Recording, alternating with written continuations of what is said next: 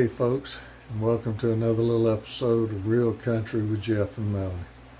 Today's episode, we're going to try to show you how you can go do a little fishing without spending a whole lot of money, if any. We're going to try to go and show you how you can make your own cane pole. Now, I know most people have fished with cane poles that go fishing. It's nothing new, but there's really not a whole lot to it.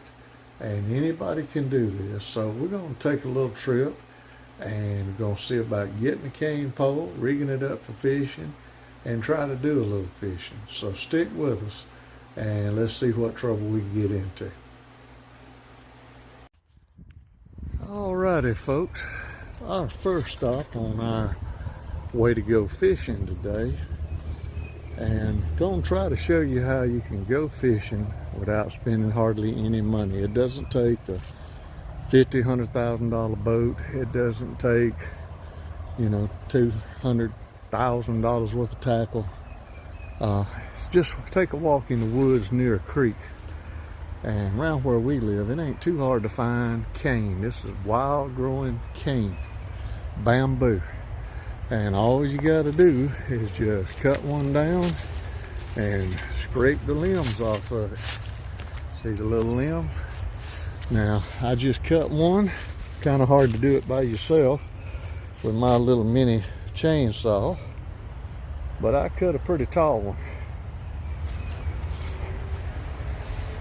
And that's the first step right there. Then we just gonna put some line on it, knock these rough edges down a little bit where the limbs were with a pocket knife, and it won't be long, we'll be ready to go fishing.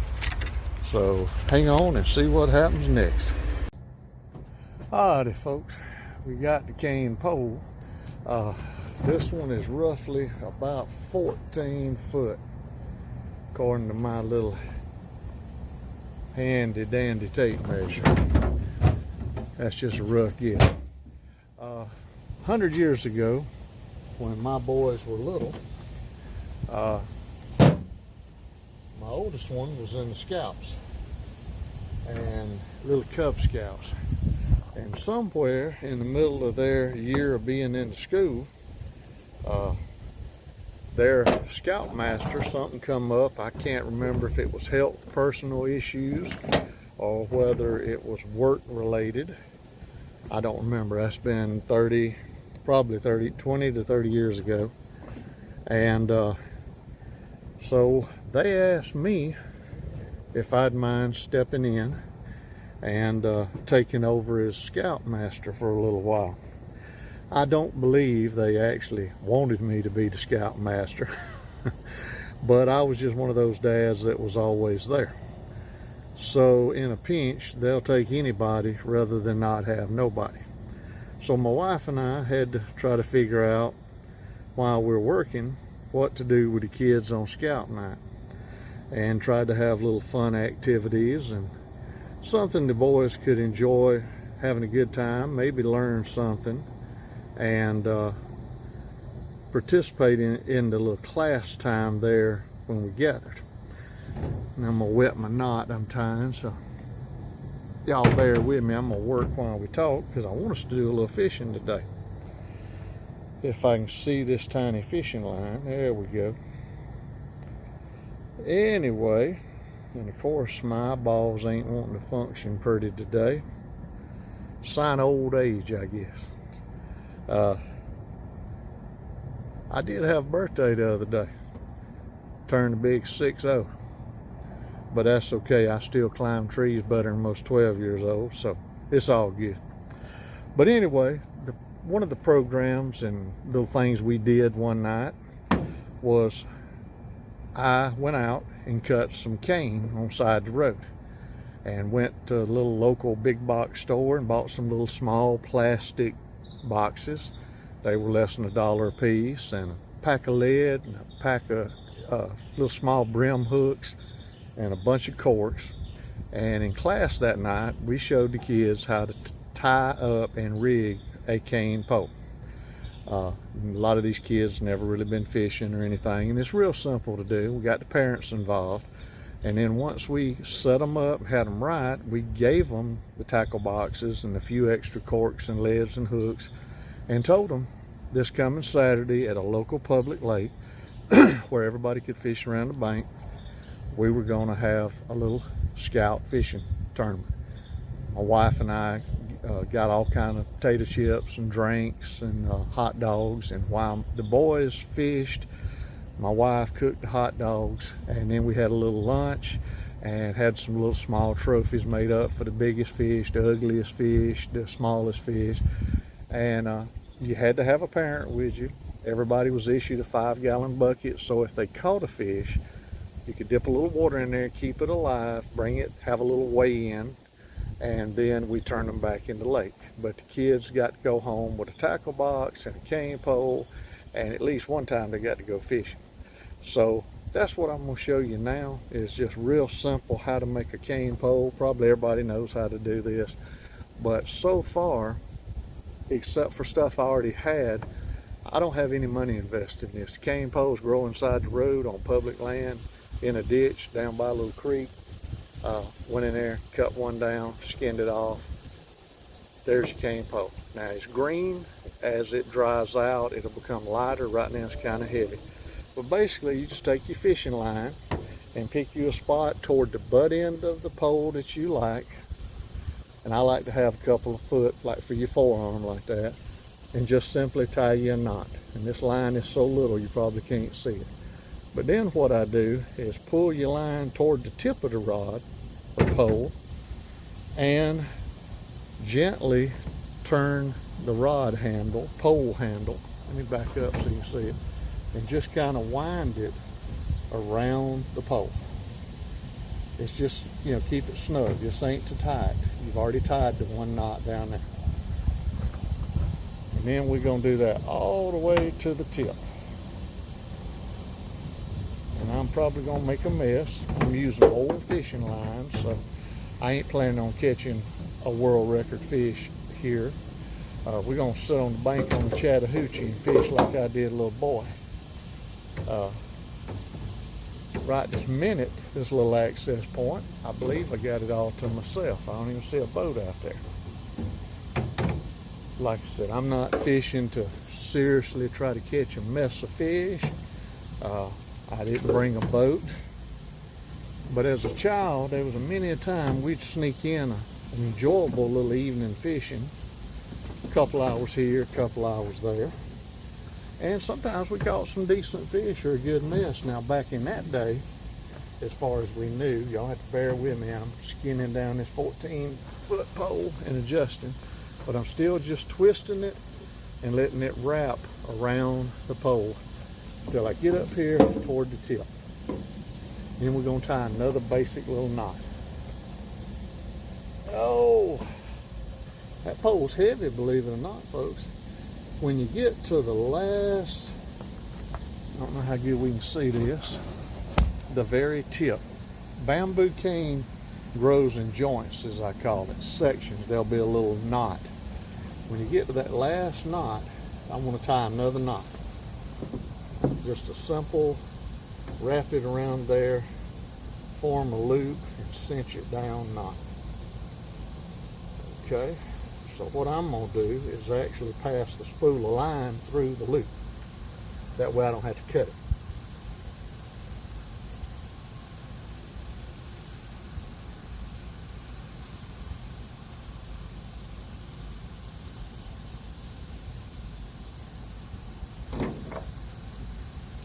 Looks a little silly to watch me do it, but you're keeping it tight. And then we're just going to, like I said, we're going to tie a little knot again, double knot. So we're going to wrap it around, form a little loop, and pass it back through the spool.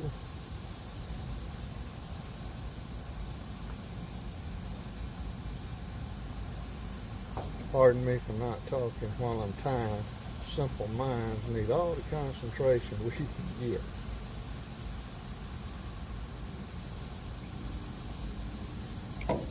There we go. Looks like I dropped it. That's a professional move right there. I always wet my knots. It helps them tie up better if I can get it to stay on the tip. There we go. Let's try this one more time. Pull your little double knot together. Okay. And I don't trust that, so we're going to do it again. I'm going to lay a couple fingers around right there. Pass it through one more time. I meant to have this done before I come to the lake today, but I spent yesterday doing some chores and got behind on my work. So today, here we go again, trying to make this sexy and get it to function.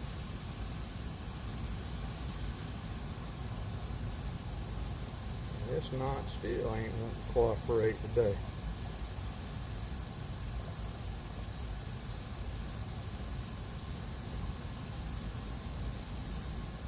Well, this is a very light line, probably a 6-pound test.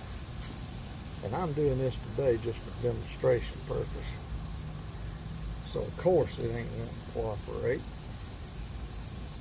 And it's kinky because it's old. Old line wants to come off like half circles.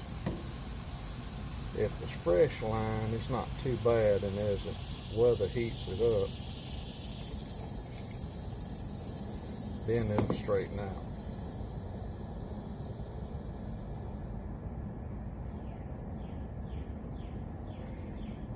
Alrighty.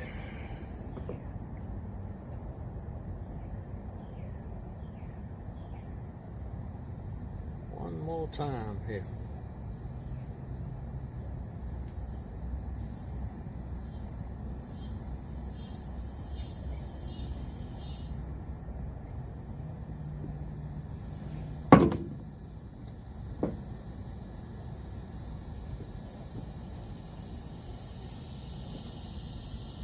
Alright, now is where we start getting into the fun. Okay? What I do is take electrical tape, and right up here where your knot is,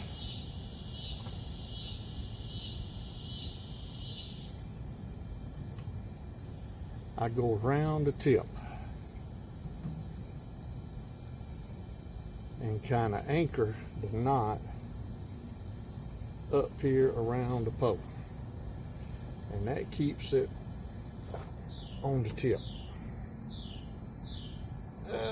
Let's see here. Of course, nothing is cooperating this afternoon. There we go. Now that's more butter. Just wrap it tight. 3 or 4 good turns. I like to go around my actual line. That kind of anchors it in. Go down an inch or two. That'll keep your knot from sliding down your line.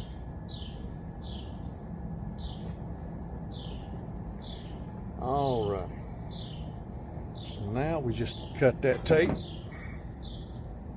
Be careful, don't cut your knot in your line. That'll make you mad. Make you go back and do it all over again. Alright, so now your line coming off the tip of the pole is pretty well straight.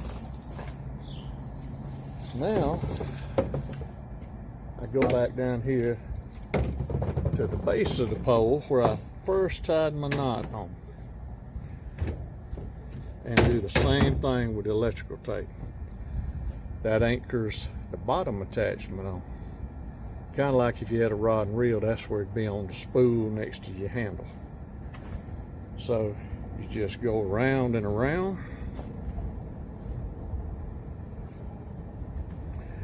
For about 1 inch or so, maybe 2, whatever you like. And that anchors it so you got a definite amount of line on your pole.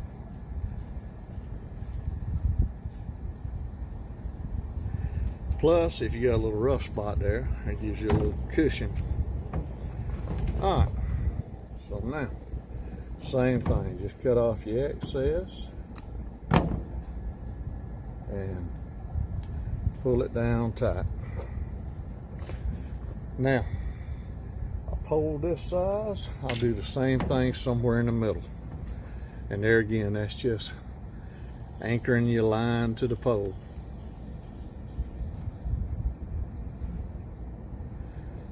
Just pick you a spot,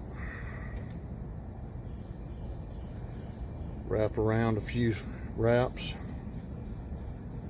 This just keeps your line tighter with the pole. Cut off your excess. Alright, we about done, folks. Alright, now what I like to do, because you're going to be on the bank and you're going to be pitching it out, I want enough line coming off the tip of my pole so that when I'm holding the handle back here, and this controls how far you can fish, I want to be able to hold the butt of the handle and have my hook just about at the same spot as my handle. So somewhere right around here, I'm going to cut this line off and quit playing with this spool. Of course, now it'll drop on the ground. All this time I didn't want it to drop on the ground. It would not cooperate. Let me pick this up before I forget it. And I don't know how old this line is, but I tested it before I used it. And it was cutting into my hand just when I tested to see if it'd break. All right, now, so far, you're gonna have about 20 foot of line with this bigger pole, but you don't have to have this bigger pole. I got a simple little cork I'm gonna use. Last time I bought them, you can get 5 or 6 of these at a store for $1, $1.50. Prices have gone up. Here's a little pack of split shot lead. I think this whole pack was maybe 2 or 3. And you don't need a monster piece of lead. So what I'm gonna do is put me one little teeny tiny, see if I can get it on here, little piece of split shot. That'll be my lead. Close this up. And I'm not even sure what size. This is an Eagle Claw hook. I've had these a while. These are what I call brim and crappie hooks. Maybe I'm guessing that size for brim and crappie, maybe a little, I don't know what size that would be. Let's get it up here where you can see. But it's small. That cork's small. That cork's only about 1.5 inches. So that's a small little wire hook.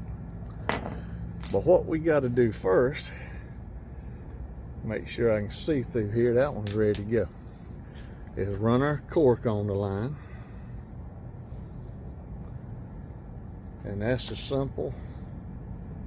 And I know this is old hat to everybody. This is a professional, lifelong fisherman. You're saying you're talking stupid stuff, boy. And I am. This ain't nothing new under the sun. But for everybody like maybe me and you that's been fishing 100 years, this ain't nothing new. But there might be a little 8 or 10-year-old boy out there that would love to fish in Grandma's pond one day while he's spending the afternoon at the farm, and he ain't never done it. And he ain't got a rod and reel, and he can gather some of these. You could actually, I've heard people do it, use a safety pin like on a diaper, small one, and use it for a hook if you ain't got a hook. But now we're just gonna tie a little simple knot on our hook. Then we'll throw the lead on there, and we ready to wet a worm. If my bad eyeballs can see this teeny tiny hole. They make the eyes of these hooks smaller as you get older. That's a professional fact right there. I know you wouldn't trust me. The little knot, I don't have a name for it. This is what I use for brim. You just run your line through there, and then real simple, turn the hook 4 or 5 times, and then take your loose end, and it forms a loop right here next to the eye of the hook. I just hold that, I take the loose end and pass it through that loop. And I'm sure there's some technical name, but I've been tying this for 30, 40 years, and I don't know the name. Then back here to where the line is, you pass it back through that loop. I don't know if this is what they call a polymer knot or some fancy name they got for some technical, and grab it, and it forms like a little slip knot. And as you start to tighten it down, you hold the two ends, gently pull it, and there again, wet it. Little slobber don't hurt nobody, especially when we're fixing to put this hook in the water. Then the part your line is on, hold the little knot gently between your fingers and the main line. Just pull it down, and it'll slip knot like a hangman noose and go down to the eye of the hook. Then take your loose end and hold the hook and pull it, and you snug the two of them back and forth until they're good and tight on the eye of the hook.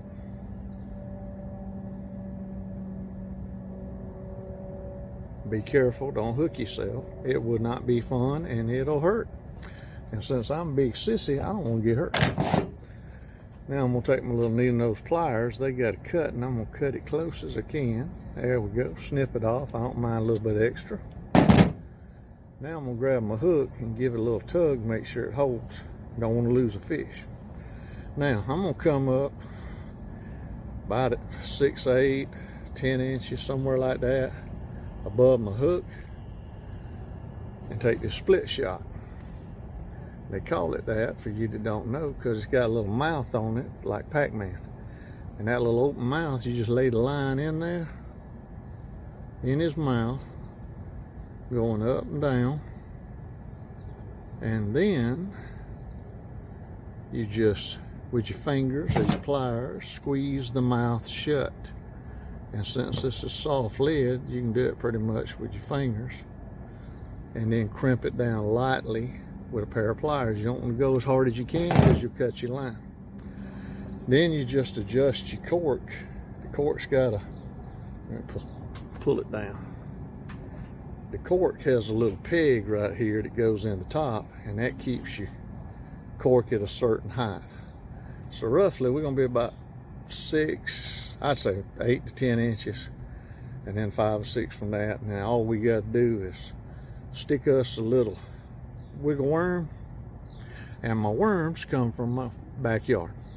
If you have a little pile of leaves somewhere and it gets damp, the worms will get in there to eat the compost and leaves, and they'll eat. And you just go in there and rake you up with your foot, and you have some fish bait. Now I've only got 15 or 20.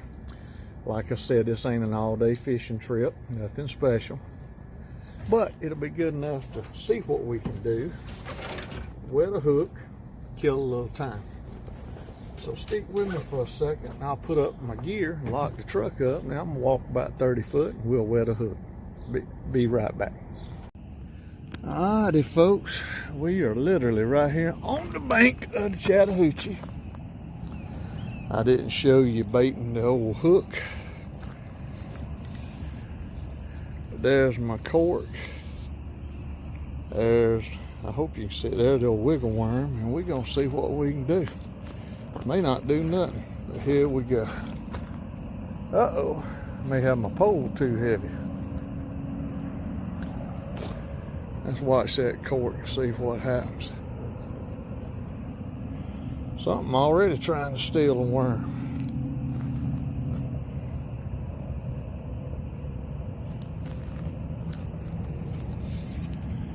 May be wasting time, and I may have my pole too long.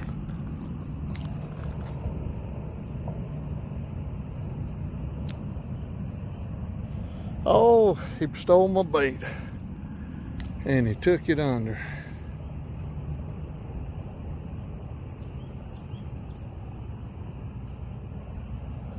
That's a bunch of little tiny brim. And at this rate,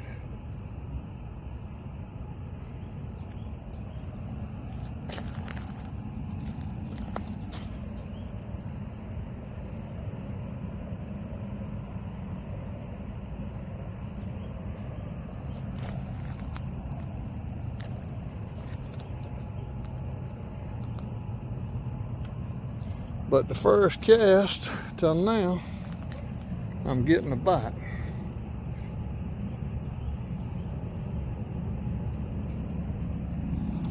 I bet you that's a little brim about as big as that quart.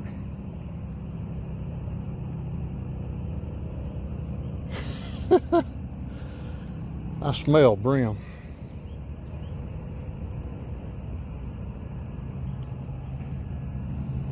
There ain't enough of that worm left on that cork. But they want it. I tell you what, it came pole so big and heavy, I'm getting a workout. Oh.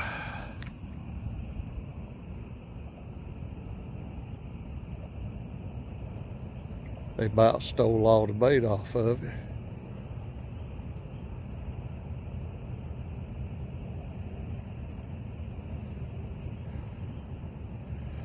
It'd have to be Moby Dick.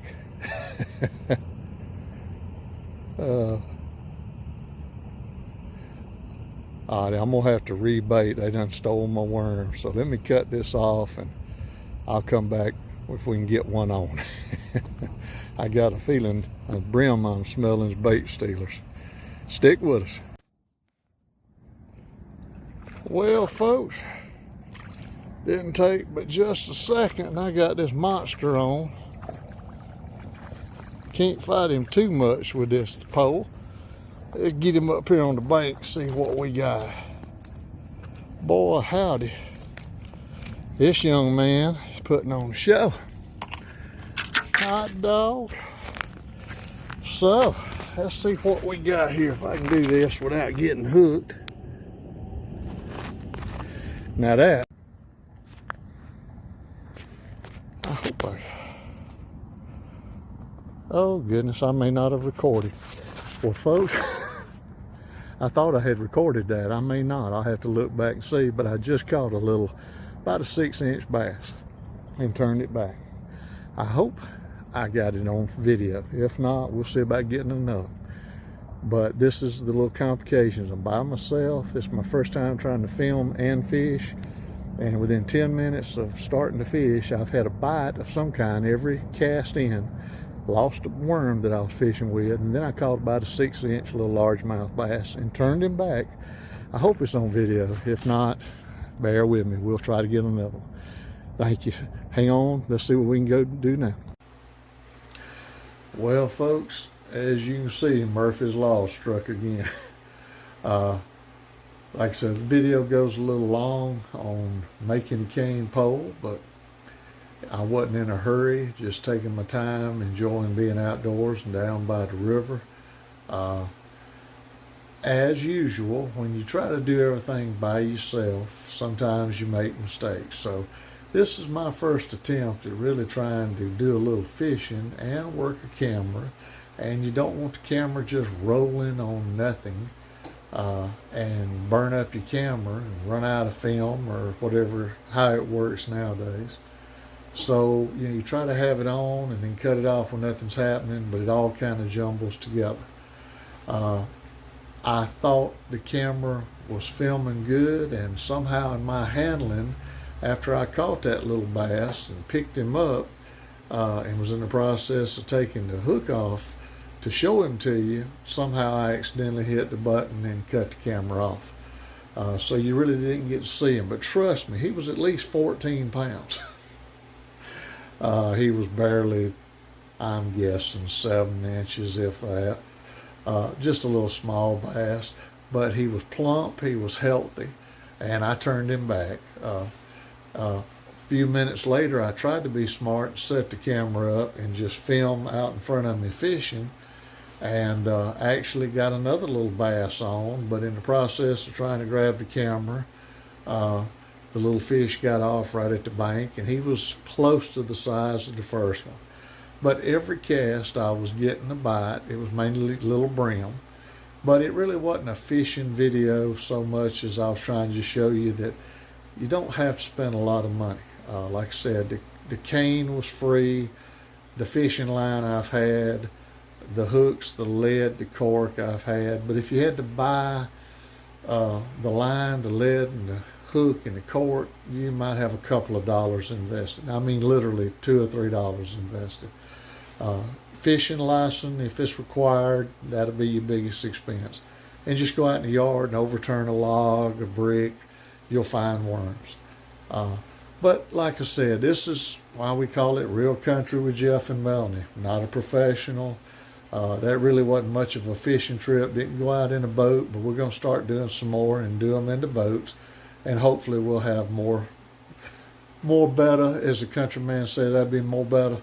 We'll have some more better fishing and hopefully catch some more better fish. And next time I may not use a cane pole. May break out some real rods and reels and see what trouble we can get into. But thank y'all for watching. Hope, like I said, any youngsters out there that want to try to get into it, this is something anybody can do. If you can tie your shoes, you can tie and rig up a cane pole. Just as always, be careful. Nobody wants to get hurt, so take it slow and easy. Watch where you're going when you're around the water. Where we're at, you watch for alligators. I didn't see any today, but in the Chattahoochee River, I know they're there. But till next time, if you like it, please hit the like and subscribe buttons. Tell your friends. Stick with us. I'm just getting started on some fishing videos. Plan on doing a whole lot more. But thank y'all for watching. Until next time, if the good Lord's willing, the creek don't rise, we'll see y'all down the road. Thank you.